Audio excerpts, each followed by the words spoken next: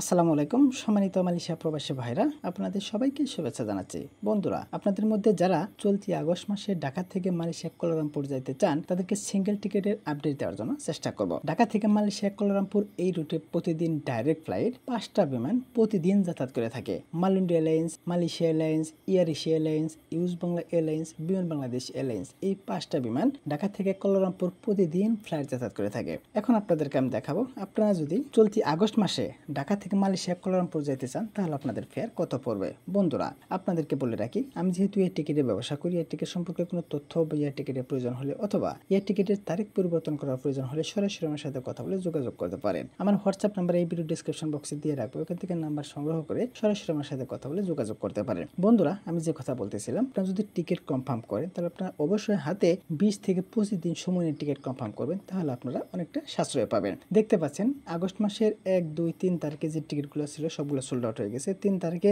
যে টিকিটটা আমরা দেখতে পাচ্ছি বিজনেস ক্লাসের টিকিট, এটার ফেয়ার হচ্ছে অনেক টাকা। 5, 6, 7 এখানে সোল্ড আউট হয়ে গেছে, কোনো টিকিট নাই। 8 তারিখে বিজনেস ক্লাসের টিকিট, 9 তারিখে দেখতে পাচ্ছেন সিট নাই, 10, 11, 12, 13, 14, 15, 16, 17 দেখতে পাচ্ছেন। বন্ধুরা, আপনারা যদি ঢাকা থেকে মালয়েশিয়া কুয়ালালামপুর এই রুটে চলতি আগস্ট মাসে ডাইরেক্ট ফ্লাইটে যাইতে চান তাহলে আপনাদের অবশ্যই use Bangla, air Asia, Malaysia airlines, Malaysia airlines এগুলোতে যাইতে হবে। এখন আপনাদেরকে আমি দেখাবো, আপনারা যদি চলতি আগস্ট মাসে ঢাকা থেকে মালয়েশিয়া কুয়ালালামপুর ইউজ বাংলা এয়ারলাইন্সে যেতে তাহলে আপনাদের ফেয়ার কত পড়বে। দেখতে পাচ্ছেন 2 তারিখে 40,000 টাকা, 3 তারিখে 61,000, 4 তারিখে 54,000, 5 তারিখে 54, 6 তারিখে 46,000, তারিখে 40,000 টাকা, 8 তারিখে 46,000, 9 তারিখে 40,000, 10 তারিখ 54,000, 11 তারিখ 46, 12 তারিখ 46,000, 13 তারিখ 40, 14 তারিখও 40,000 টাকা, 15 46,000, 15 তারিখ 54,000, 16 তারিখ 40,000, 17 তারিখ 46,000, 18 তারিখ 46,000, 19 তারিখ 46, 20 তারিখ 54,000 টাকা, 21 তারিখ দেখতে পাচ্ছেন 37,000 টাকা।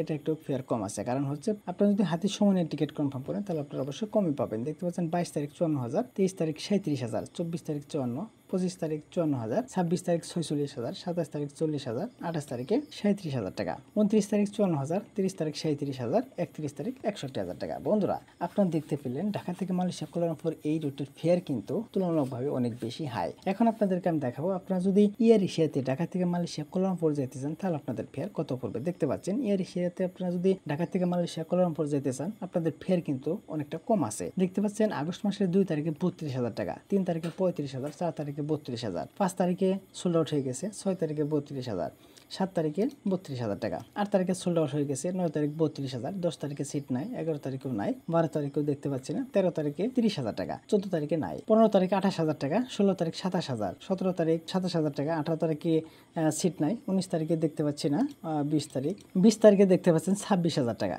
21 তারিখে 26,000, 22 তারিখে 26, 23 তারিখে 26,000 টাকা।